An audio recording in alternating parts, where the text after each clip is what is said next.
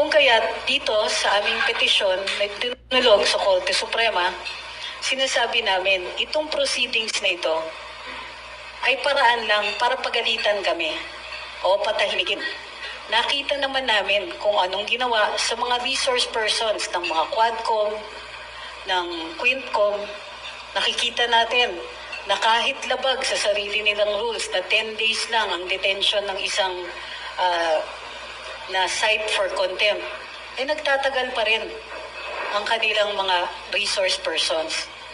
Nakita namin sa ibang mga hearing nila ang marahas na pagtatanong at kadalasan sa halos kawalan ng respeto, lalong-lalo alam namin bilang mga ordinaryong mamamayan,